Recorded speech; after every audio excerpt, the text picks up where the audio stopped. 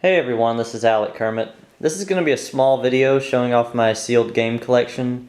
It's not very large or anything, and I don't have anything uber rare or anything like that, but I figured some of you guys would be interested to see what sealed games I have. I don't collect them actively or anything like that. I basically pick them up if they're really cheap, or I find them out and about, or I can trade for them, whatever. I've mainly picked up sealed games that I really like, so they're like personal favorites, I guess. So yeah, I'll go ahead and show you what I have. First we have Perfect Dark for the N64. This is a very common game for the system, but it's one of the absolute best. And I picked this up for like $16 to $18 shipped a while back. I think maybe 2-3 years ago, something like that.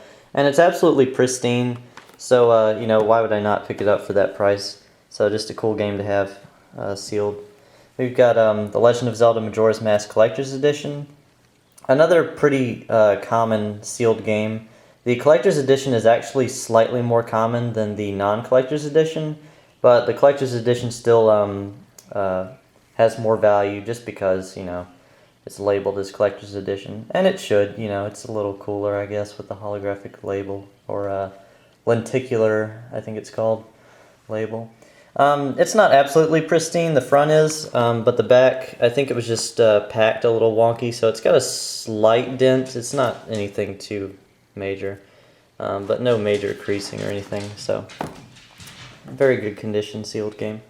And then we've got Star Wars Episode 1 Racer. This is probably the most common game. Actually, I'll say it is the most common game on the entire system. This was released on the exact same day as Star Wars The Phantom Menace.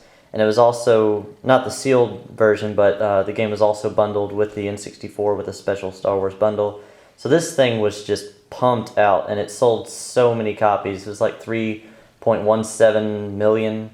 I don't know if that's dollars or copies, but I know it beat out F-Zero X as well as Wipeout combined, like those two game sales combined. So yeah, this one's absolutely pristine.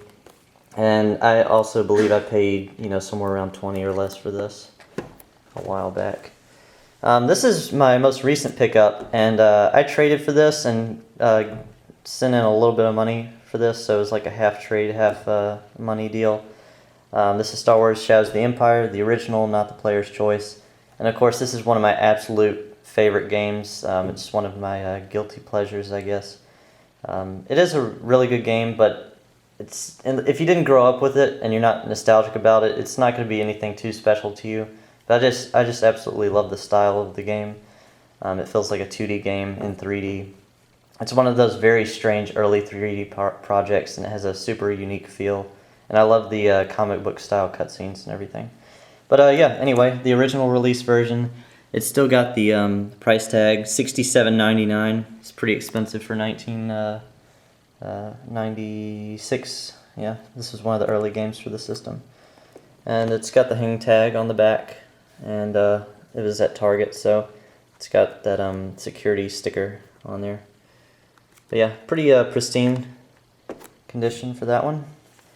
You'll notice little holes on the front of some of these sealed games. Those are vent holes, and a lot of the sealed games have them, like the Star Wars one has them as well. They're just really small. Perfect Dark also has them. I don't think all of them have them. It depends on like the seal style, but that's totally normal. This is one I picked up at a like a flea market a long time ago, well, maybe about 3 years ago. And yeah, it's California Pro Golf for the Commodore 64. And I don't know anything about Commodore 64 or like whatever. This is way before my time.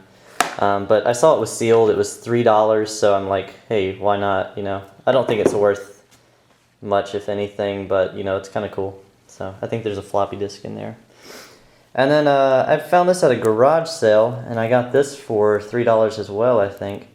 This is Star Wars Rebel Assault for the PC, and it's not a game I've played. I have both of these, actually. I have the second one unsealed, and I just have not played them.